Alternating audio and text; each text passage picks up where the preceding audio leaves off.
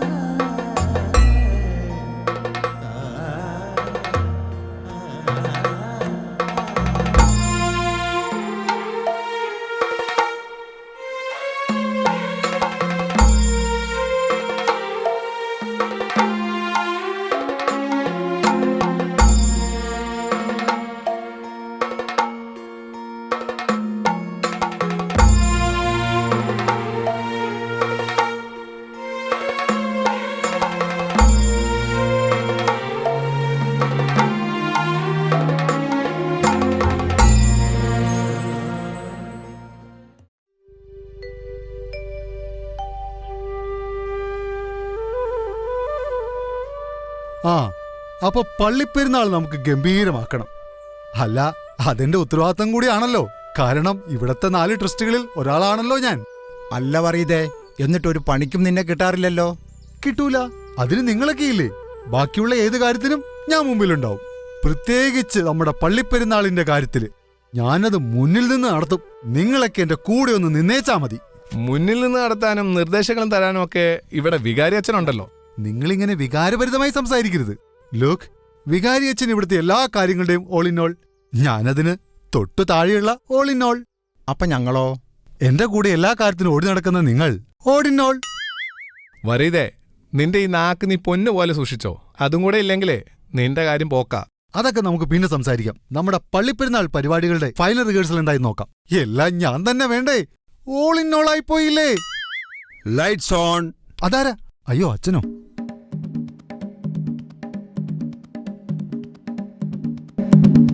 വരീതേ. എന്തോ? അതെ, നമ്മുടെ തോമാച്ചന്റെയും ത്രേസയുടെയും ഡ്യുവറ്റ് ഡാൻസിന്റെ പ്രാക്ടീസ് നടക്കാൻ പോവുക. അയ്യോ, നല്ല കാര്യമല്ലോ അച്ചോ. അതെ, അതിന് നിന്റെ ഒരു ചെറിയ സഹായം വേണം. അച്ഛൻ പറ അച്ചോ, എന്ത് സഹായാ വേണ്ടത്? തൽക്കാലം നിന്റെ പൊങ്ങച്ചൊന്ന് നിർത്തി സഹകരിക്കണം. അച്ഛന്റെ ഒരു തമാശ. തമാശയല്ല, സീരിയസാ. നമ്മുടെ പള്ളിപ്പെരുന്നാളിന്റെ പരിപാടികളുടെ ഫൈനൽ റിഹേഴ്സൽ നടക്കാൻ പോവുകയല്ലേ. എല്ലാവരും മേക്കപ്പ് എല്ലാം ഇട്ട് അതിനായി കാത്തിരിക്കുക. അതുകൊണ്ട് ഇവിടെ നിന്ന് കറങ്ങാതെ പെട്ടെന്ന് അവരെല്ലാം വേദിയിലെത്തിക്കാൻ നോക്ക്. അവരെയൊക്കെ ഞങ്ങൾ നേരത്തെ ഒരുക്കി നിർത്തിയിട്ടുണ്ടോ? അത് ഞാൻ നേരത്തെ ഇടപെട്ട് സെറ്റാക്കിയിട്ടുണ്ടല്ലോ അച്ചോ. അച്ഛൻ പറഞ്ഞ പിന്നെ അതിൽ അപ്പീലില്ലല്ലോ. വടോ, ബാക്കി കാര്യങ്ങൾ നോക്കാം. ഓൾ ഇൻ ഓൾ ആയി പോയില്ലേ? തോമാച്ച, ത്രേസ്യ, രണ്ടുപേരും തയ്യാറല്ലേ? തയ്യാറാണോ? അപ്പൊ ശരി, വൈകേണ്ട, തുടങ്ങിക്കോളൂ. അല്ല, ഫസ്റ്റ് സ്റ്റെപ്പ് ആദ്യം തന്നെ അല്ലേ കളിക്കേണ്ടത്? ഫസ്റ്റ് സ്റ്റെപ്പ് ആദ്യം അല്ലാതെ പിന്നെ അവസാനമാണോ കളിക്കുന്നത്? അതല്ല ഞാൻ ഉദ്ദേശിച്ചത്. മാലിനിയുടെ തീരങ്ങൾ തഴുകി വരും പനിനീർക്കാറ്റേ, ആരോടും പറയരുതീ പ്രേമത്തിൻ ജീവരഹസ്യം. മാലിനിയുടെ തീരങ്ങൾ തഴുകി വരും പനിനീർക്കാറ്റേ, ആരോടും പറയരുതീ പ്രേമത്തിൻ ജീവരഹസ്യം.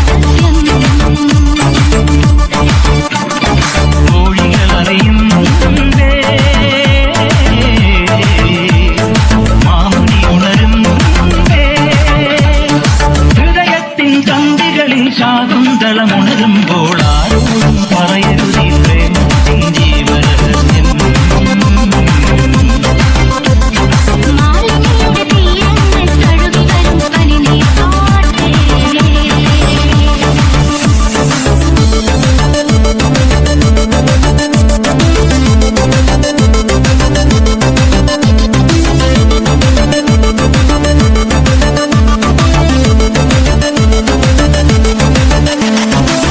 മിഴികളിൽ അഞ്ജനമെഴുതാം ഞാൻ.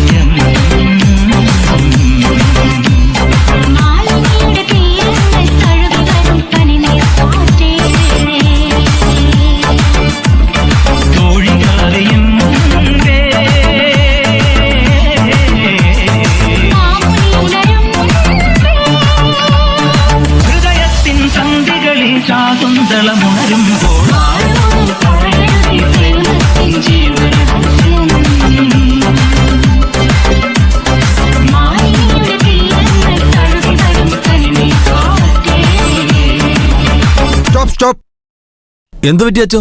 ഒരു കാര്യം, പടിഞ്ഞാറ്റമുറി മേലെ പറമ്പിൽ പത്രോസിന്റെ ഭാര്യയാണ് ത്രേസ്യ, അല്ലയോ? അതെ അച്ചോ. കല്ലുരുട്ടിത്താഴം കീഴേ പറമ്പിൽ കത്രീനായുടെ കെട്ടിയോനാണ് തോമാച്ചൻ, അല്ലയോ? അതെ അച്ചോ. ഹാ, അപ്പൊ അതൊക്കെ ഓർമ്മയുണ്ടായാൽ മതി രണ്ടുപേർക്കും. അച്ഛൻ ഉദ്ദേശിച്ചത് മനസ്സിലായി. പക്ഷെ സ്റ്റേജ് അല്ലേ അച്ചോ, ഡാൻസ് ആവുമ്പോ ഒരു ഇന്റിമസിയൊക്കെ വേണ്ടേ? ആദ്യം പറഞ്ഞത് ഓക്കെ, സ്റ്റേജാണ്. പിന്നെ ഇന്റിമസി അതവരായിക്കോളും. തോമാച്ച, ഒന്നുകൂടി പഠിച്ചിട്ട് നാളെ സ്റ്റേജിൽ കയറിയാ മതി. ഏറ്റച്ചോ. രണ്ടാളും ചെല്ല്.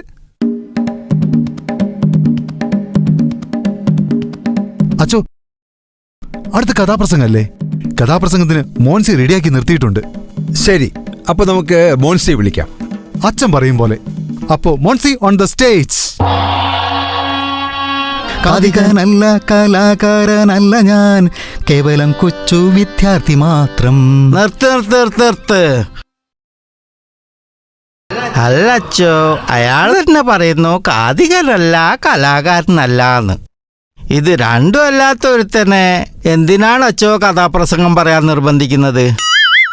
ഗീവർഗീസേ, എന്തോ? അതയാള് കഥ പറയാൻ അറിയാത്തതുകൊണ്ടല്ല, വിനയം കൊണ്ട് പറയുന്നതാ. എന്തു പറ്റി ഗീവർഗീസേ? ഇതുപോലെ വിനയത്തോടെ അച്ഛനോട് ഞാൻ എന്തൊക്കെ പറഞ്ഞിട്ടുണ്ട്, അച്ഛൻ കേട്ടില്ലല്ലോ. നീ എന്ത് പറഞ്ഞു എന്നാ? ഞാൻ കുടിക്കാറില്ല എന്ന് എത്ര വട്ടം പറഞ്ഞതാ. എന്നിട്ട് അച്ഛൻ വിശ്വസിച്ചോ? അച്ഛനാണ്, ഞാൻ ഇപ്പോഴും കുടിച്ചിട്ടില്ല. ഗീവർഗീസേ, തൽക്കാലം ഒന്ന് അങ്ങ് മാറി നിന്നേ. മോൻസി, നീ കഥാപ്രസംഗം തുടങ്ങ്. ഓ അച്ഛാ, അതിന്റെ ഫ്ലോ അങ്ങ് പോയച്ചാ.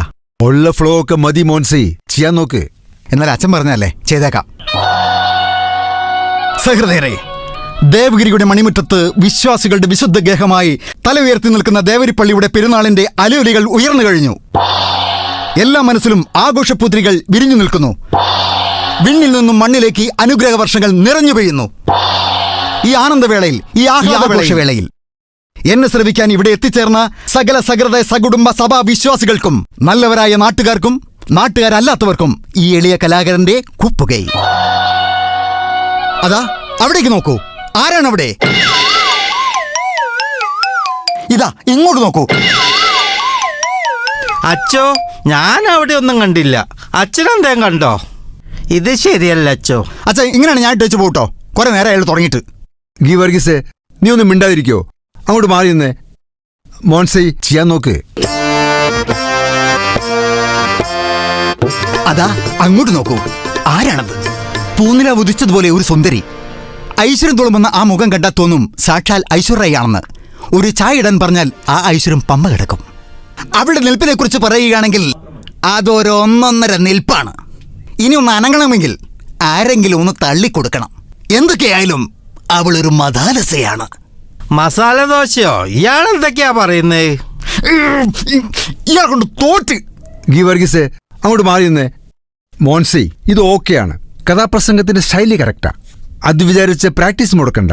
നാളെ ഇതിലും ഗംഭീരമാക്കണം. ചെല്ല്. ശരിയച്ചോ, വന്ദനം.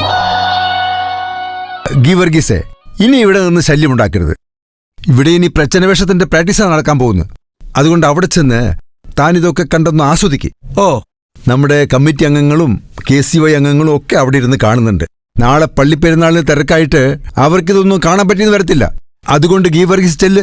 ഓ.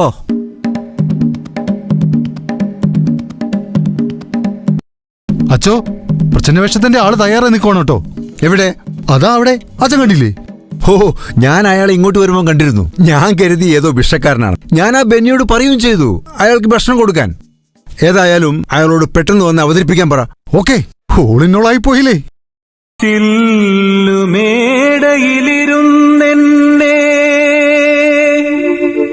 കല്ലെറിയല്ലേ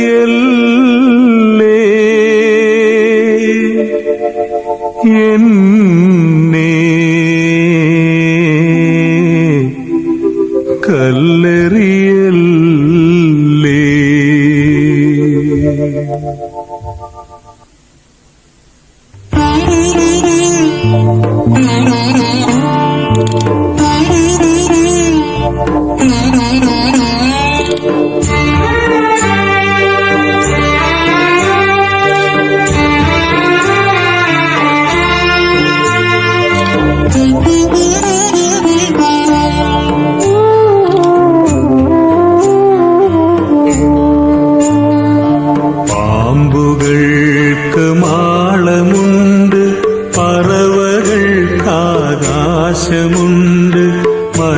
മനുഷ്യപുത്രന് തല ചായ്ക്കാൻ മണ്ണിലിടമില്ല, മണ്ണിലിടമില്ല. പാമ്പുകൾക്ക് മാളമുണ്ട്, പറവകൾക്ക് ആകാശമുണ്ട്. മനുഷ്യപുത്രന് തല ചായ്ക്കാൻ മണ്ണിലിടമില്ല, മണ്ണിലിടമില്ല.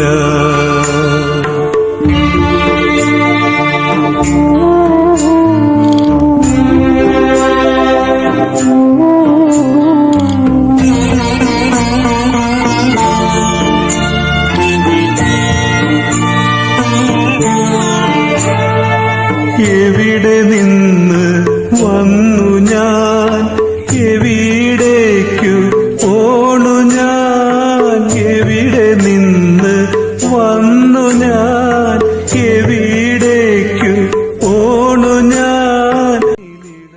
എങ്ങനെയുണ്ടച്ചോ? നന്നായിട്ടില്ലേ? അഭിനയം കുഴപ്പമില്ല. ഇത് ഞാനാണച്ചോ, സെബാസ്റ്റ്യൻ. ഹോ, സെബാസ്റ്റ്യൻ ആയിരുന്നോ? എനിക്ക് മനസ്സിലായിട്ടേ ഇല്ല. അപ്പൊ എന്റെ അഭിനയം കൊള്ളാല്ലേ അച്ചോ? കൊള്ളാം, പക്ഷേ നാളെ നമുക്ക് ഈ ഐറ്റം വേണ്ട. അതെന്താണച്ചോ? എന്റെ സെബാസ്റ്റ്യ, ഞാൻ എന്റെ കുട്ടിക്കാലം മുതലേ കാണാൻ തുടങ്ങിയതാ. സകല പരിപാടിയിലും ഫാൻസി ഡ്രസ്സിന് ഈ പാട്ടും ഈ വേഷവും. ഒന്ന് മാറ്റിപ്പിടി സെബാസ്റ്റ്യ, കാലം മാറിയില്ലേ? അതിനെന്താ അച്ചോ? അച്ഛൻ പറഞ്ഞാ പോരെ, ഞാൻ മാറ്റി പിടിക്കൂലേ? അതായത് അച്ചോ, ഇതിപ്പോ അലൂമിനിയത്തിന്റെ പ്ലേറ്റ് ആണല്ലോ, അത് മാറ്റി സ്റ്റീൽ പ്ലേറ്റ് ആക്കാം. പിന്നെ ഈ ലുങ്കി മാറ്റി പാൻ്റ് ആക്കാം. വടിക്ക് പകരം വീൽ ചെയർ. പാട്ട് സെയിം തന്നെ, പക്ഷെ അതിന്റെ റിമിക്സ് ആയിരിക്കും. കലക്കൂല അച്ചോ? കലങ്ങൂല സെബാസ്റ്റ്യ. പഴയ വീഞ്ഞെ പുതിയ കുപ്പിയിലാക്കാതെ ഒരു പുതിയ ഐറ്റം കണ്ടുപിടിച്ചുവാ. യെസ്, പുതിയൊരു ഐറ്റവുമായി ഞാൻ അച്ഛനെ ഞെട്ടിക്കും. നാളെ കാണാം അച്ചോ. ഇല്ലിമുളം കാടുകളിൽ അല്ലല്ലം പാടി വരും. അങ്ങനെ പോയാൽ എങ്ങനെ ഉണ്ടാവും? സെബാസ്റ്റ്യ, ഞാൻ പ്രോഗ്രാം ലിസ്റ്റിൽ നിന്റെ പേര് വെട്ടണോ അതോ? വേണ്ട അച്ചോ, മാറ്റി പിടിക്കാം. അച്ചോ,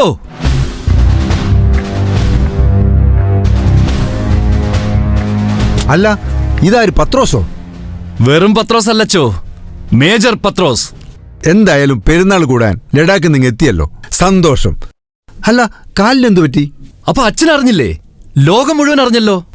ഞാൻ അറിഞ്ഞില്ല. ഒന്നും പറയണ്ട അച്ചോ, യുദ്ധമുഖത്തു നിന്ന് പറ്റിയതാ. അതെങ്ങനെ? ശത്രു സൈന്യവുമായി മുഖാമുഖം ഞങ്ങളിങ്ങനെ അതിർത്തിയിൽ നിൽക്കുക. എന്നിട്ടോ? ഏത് സമയത്തും യുദ്ധം പൊട്ടിപ്പുറപ്പെട്ടേക്കാം. ഈ സമയം ഒരു ബോംബ് ഇങ്ങനെ എന്റെ നേരെ വരുക. എനിക്കൊഴിഞ്ഞു മാറാൻ പറ്റും, പക്ഷെ ഞാൻ ഒഴിഞ്ഞു മാറിയാൽ ആ ബോംബ് എന്റെ പിന്നിൽ വന്നു പൊട്ടി എന്റെ കൂടെയുള്ളവർ കൊല്ലപ്പെടും. സ്വന്തം ജീവൻ കൊടുത്തും അന്യന്റെ ജീവൻ രക്ഷിക്കണമെന്നാണല്ലോ അച്ചോ നമ്മളൊക്കെ പഠിച്ചിട്ടുള്ളത്. പിന്നെ ഞാൻ ഒന്നും നോക്കിയില്ല. ബോംബിന്റെ അടുത്തെത്തിയതും ഈ കാലുകൊണ്ട് ഞാൻ ഒരൊറ്റ തൊഴിയാ. ഇങ്ങോട്ട് വന്ന അതേ സ്പീഡിൽ ആ ബോംബ് അങ്ങോട്ടും തിരിച്ചുപോയി. ആ സന്തോഷത്തിൽ എല്ലാരും കൂടെ എന്നെ എടുത്തുപൊക്കി മേജർ പത്രോസ് കി ജയ്, മേജർ പത്രോസ് കി ജയ് എന്ന് പറഞ്ഞ് ആർത്ത് വിളിക്കുമല്ലായിരുന്നു അച്ചോ. ഈ സമയം ശത്രു സൈന്യത്തിന്റെ പാളയത്തിൽ നിന്നൊരു കൂട്ടക്കരച്ചിൽ. അതെന്താ? ഞാൻ തൊഴിച്ച് തിരിച്ചുവിട്ട ബോംബ് ശത്രുക്കൾക്കിടയിൽ തന്നെ ചെന്ന് പൊട്ടി. 100-300 ആൾക്കാർ ഓൺ ദ സ്പോട്ടിൽ തീർന്നച്ചോ. അത്ര ഉണ്ടാവുക പത്രോസെ? ഒരു 200 ആൾ എന്തായാലും ഉണ്ടാവച്ചോ. പത്രോസെ, അത്രയൊക്കെ വേണോ? അച്ചോ, അങ്ങോട്ടും ഇല്ല ഇങ്ങോട്ടും ഇല്ല. ഒരു 150 പേര്. 150 പേരൊന്നും ഇല്ലാതെ എന്തു യുദ്ധം അച്ചോ. എന്തായാലും നിന്റെ ജീവൻ രക്ഷപ്പെട്ടല്ലോ, അത് മതി. അതൊക്കെ ഒരു കഥയാണച്ചോ. അല്ല, ഈ പട്ടാളക്കാർക്ക് അത്ര പെട്ടെന്നൊക്കെ ലീവ് കിട്ടുമോ? ആ കരം സിംഗ് ചുനിലാൽ ആദ്യം എനിക്ക് ലീവ് തന്നില്ല. അതാരാ? എന്റെ കമാൻഡർ. കമാൻഡർ പേരേ ഉള്ളൂ, കാര്യങ്ങളൊക്കെ ഞാനല്ലേ അച്ചോ ചെയ്യുന്നേ. മീൻ വാങ്ങിക്കൊണ്ടിരിക്കുക, കറി വെക്കുക, ചോറുണ്ടാക്കുക, എന്റെ കഷ്ടപ്പാട് എനിക്കല്ലേ അറിയത്തുള്ളൂ. എന്താ? പട്ടാളക്കാർക്കുള്ള കമാൻഡിംഗ് ഒക്കെ ഞാനാ കൊടുക്കുന്നതെന്ന് പറയുമായിരുന്നു. അങ്ങനെ ഞാൻ അദ്ദേഹത്തോട് പറഞ്ഞു, എന്റെ ഇടവക പെരുന്നാളാണ്, എനിക്ക് ലീവ് വേണമെന്ന്. അപ്പൊ അയാൾ പറയുക എനിക്ക് ലീവ് തരാൻ പറ്റൂല എന്ന്. അത് കേട്ടതും ഞാനൊരൊറ്റ എഴുന്നേക്കലാ. അതെന്തിനാ? ഒരു പഞ്ചിന് കിടക്കട്ടച്ചോ. ഞാൻ എഴുന്നേറ്റ ആ സ്പോട്ടില് പുള്ളി എഴുന്നേറ്റു. ഞാൻ അദ്ദേഹത്തോട് പറഞ്ഞു, എനിക്ക് എന്റെ ഇടവക പെരുന്നാളാ വലുതെന്ന്. ലീവ് നിങ്ങൾ തരുന്നില്ലെങ്കിൽ മേ നൗക്കരി ചോടേക എന്ന് പറഞ്ഞു. എന്താ? ഞാൻ രാജിവെക്കാൻ പോവുകയാണെന്ന്. ഉടനെ അയാൾ എന്റെ കാലിൽ വീണിട്ട് കരയുക, ജാവോനാ പത്രോസ്, ജാവോനാ, നീ രാജിവെക്കല്ലേ, രാജിവെച്ച ഈ രാജ്യത്തിന്റെ അവസ്ഥ എന്താകും? എന്തൊരവസ്ഥയായിരിക്കും അല്ലേ? അങ്ങനെ രാജ്യത്തിന്റെ അവസ്ഥ ഓർത്ത് മനസ്സില്ലാ മനസ്സോടെ അദ്ദേഹം തന്ന ലീവിലാണ് ഞാൻ ഇവിടെ നിൽക്കുന്നത്. ആ അച്ചോ, പെരുന്നാൾ കഴിഞ്ഞ ഉടനെ ഞാൻ ലഡാക്കിലേക്ക് തിരിച്ചു പോകും. പിന്നെ പത്രോസെ കുറച്ചുകൂടെ നിൽക്കെന്ന് പറഞ്ഞ് എന്നെ നിർബന്ധിക്കരുത്. നിന്റെ ഭാര്യ പറഞ്ഞല്ലോ നിന്റെ കുടുംബത്തിലൊരു കല്യാണമുണ്ട്, അതിന് വന്നാണ് നീ എന്ന്. ഹാ, അച്ഛനത് ഓർമ്മിപ്പിച്ച നന്നായി. അപ്പൊ പെരുന്നാളും കഴിഞ്ഞ് കല്യാണം കൂടി ഞാൻ ഉടനെ ലഡാക്കിലേക്ക് തിരിച്ചു പോകും. അച്ചോ, അടുത്ത ഫൈനൽ റിഹേഴ്സലിൽ ആൾക്കാർ റെഡിയാണ് കേട്ടോ. പത്രോസ് ഒരു കാര്യം ചെയ്യ്, താഴെ പോയി ആ കമ്മിറ്റിക്കാരെ കൂടെ ഇരിക്കും. ഹാ, അത് ഞാൻ അങ്ങോട്ട് പറയാൻ നിൽക്കുമായിരുന്നു അച്ചോ. ഞാൻ അവിടെ പോയിരുന്നോളാം. കമ്മിറ്റിക്കാരുടെ അടുത്താവുമ്പോ അവർക്ക് വേണ്ട ചില നിർദ്ദേശങ്ങളും എനിക്ക് കൊടുക്കാൻ പറ്റും. പീച്ചേ മുട്ട്. എന്താ? ചുമ്മാ അച്ചോ, ഒരു കാര്യമില്ല.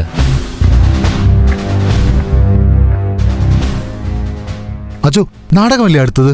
അവരൊക്കെ മേക്കപ്പ് ഒക്കെ ഇട്ട് റെഡിയായി നിൽക്കുവാണച്ചോ. അതെ, നാടകം മുഴുവനായി ഇപ്പോൾ കാണിക്കേണ്ട ആവശ്യമില്ല. അതിന്റെ ക്ലൈമാക്സ് മാത്രമാണ് ഒന്നുകൂടി നന്നാവാനുണ്ടായിരുന്നത്. അത് മാത്രം കാണിച്ചാൽ മതി. അത് ശരിയാക്കിയില്ലേ? അത് ഓക്കെയാണച്ചോ, അത് ഞാൻ ഇടപെട്ട് ശരിയാക്കിയില്ലേ? ഓക്കെ, അവരോട് ആ ക്ലൈമാക്സ് പെട്ടെന്ന് കാണിക്കാൻ പറ. ഓക്കെ അച്ചോ.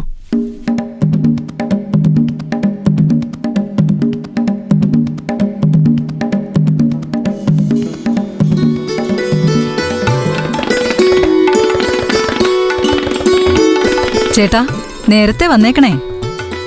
ആ ലിസി, ഞാൻ എന്നും ലേറ്റായിട്ട് വരുന്ന പോലെയാണല്ലോ നിന്റെ സംസാരം. അതല്ല ചേട്ടാ, നമ്മുടെ പള്ളി പെരുന്നാളല്ലേ, കുട്ടികളുടെ പരിപാടികളും നാടകവും വെടിക്കെട്ടും ഒക്കെയുള്ളതല്ലേ, അതുകൊണ്ട് പറഞ്ഞതാ. ഈയിടെ ലിസിയെ, കുഞ്ഞുങ്ങളില്ലാത്ത നമ്മൾ ജീവിതത്തിൽ ആഘോഷിക്കാൻ കിട്ടുന്ന ഏതെങ്കിലും അവസരം ഒഴിവാക്കിയിട്ടുണ്ടോ? എന്നും വരുന്നതിനേക്കാൾ ഇച്ചിരി നേരത്തെ ഞാനിങ്ങെത്തും പോരെ? ആ,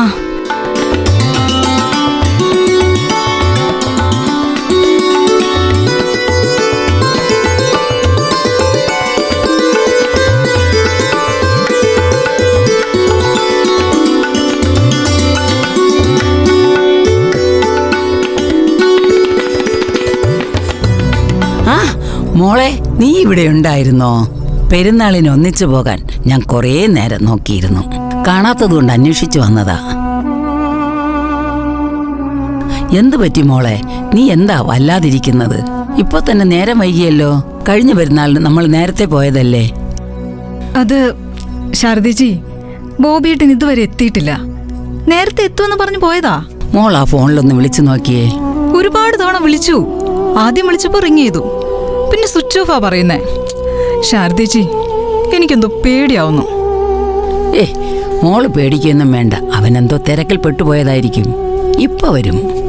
എന്നാലും ഇത്ര സമയമായിട്ടും. അതാ വന്നല്ലോ.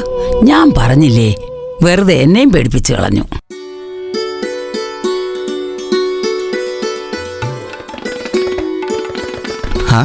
ശാരദേച്ചി ഇവിടെ ഉണ്ടായിരുന്നോ? പിന്നല്ലാതെ, ഇത്രയും കാലം പള്ളി പെരുന്നാൾ മുടക്കിയിട്ടില്ല ഞാൻ. കുമാരേട്ടനുള്ളപ്പം ഞങ്ങൾ ഒന്നിച്ചല്ലേ പോയിരുന്നത്. മൂപ്പര് പോയതോടെ പിന്നെ നിങ്ങളുടെ കൂടെയായി. എന്താ ചേട്ടാ, പേടിപ്പിച്ചു കളഞ്ഞല്ലോ. എന്താ ഇത്ര ലേറ്റ് ആയത്? ഒരുപാട് തവണ വിളിച്ചു, കിട്ടുന്നില്ല. ഒന്നുമില്ലടി, വരുന്ന വഴിക്ക് ഒരു ആക്സിഡന്റ്. അയ്യോ, എന്നിട്ട് വല്ലതും പറ്റിയോ? എനിക്കല്ല. പിന്നെ? ഞാൻ ഓഫീസിൽ നിന്ന് കാറിൽ തിരിച്ചു വരികയായിരുന്നു. അപ്പോഴാണ് ആ കാഴ്ച കണ്ടത്. ഒരു കൊച്ചുകുട്ടി റോഡരികിൽ വീണ് കിടക്കുന്നു. ശരീരം മുഴുവനും ചോര. ആരോ ഇടിച്ചിട്ട് പോയതായിരിക്കും. തെരുവിലലഞ്ഞ് പകല് മുഴുവനും വിറ്റിട്ടും തീരാത്ത ബലൂണുകളിൽ ചിലത് അപ്പോഴും അവൻ്റെ കയ്യിൽ മുറുകെ പിടിച്ചിട്ടുണ്ടായിരുന്നു. പൊലിഞ്ഞു പോയേക്കാവുന്ന ഒരു ജീവന്റെ പിടച്ചിൽ, നിസ്സഹായനായ അവൻ്റെ കരച്ചിൽ, അതെനിക്ക് സഹിക്കാൻ കഴിഞ്ഞില്ല. എല്ലാ കാര്യങ്ങളും ചെയ്ത് അവന് വേണ്ട ബ്ലഡും കൊടുത്ത് അവൻ്റെ വേണ്ടപ്പെട്ടവർ ഹോസ്പിറ്റലിൽ എത്തിയ ശേഷമാണ് ഞാൻ തിരിച്ചു പോകുന്നത്. ശാരദേച്ചി, ഞാനൊന്ന് ഡ്രസ്സ് മാറിയിട്ട് വരട്ടെ, നമുക്ക് ഒരുമിച്ച് പോവാം.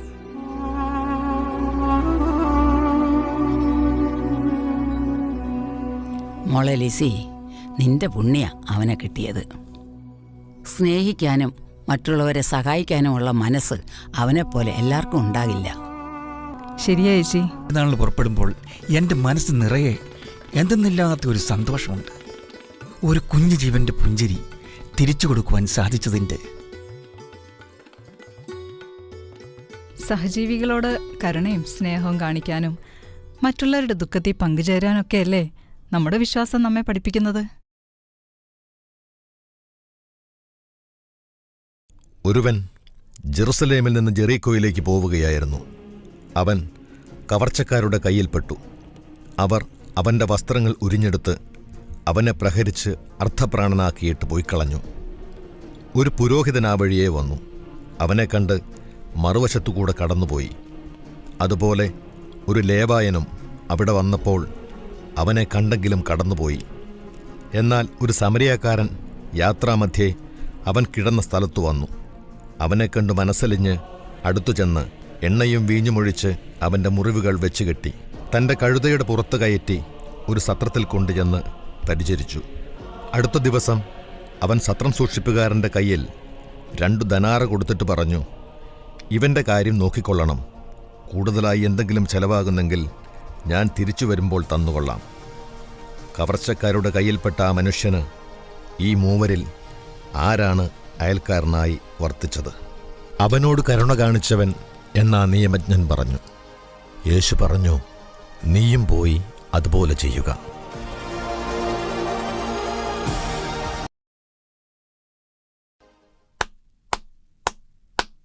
നാടകം നന്നായിട്ടുണ്ട്. നാളെ സ്റ്റേജിൽ ഇതിലും ഗംഭീരമായി അവതരിപ്പിക്കാൻ ദൈവം നിങ്ങളെ അനുഗ്രഹിക്കട്ടെ. പരിപാടിയിൽ പങ്കെടുത്ത എല്ലാവരും കയറി വാ, നമുക്കൊരു ഫോട്ടോ എടുക്കാം. നാളെ ചിലപ്പോൾ തിരക്കിൽ പറ്റിയെന്ന് വരത്തില്ല.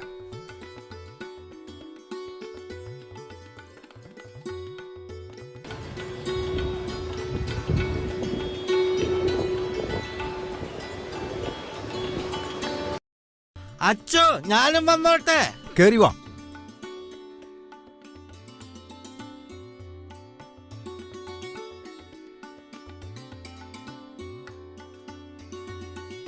ബെന്നി, ഒരു ഫോട്ടോ എടുത്തേ.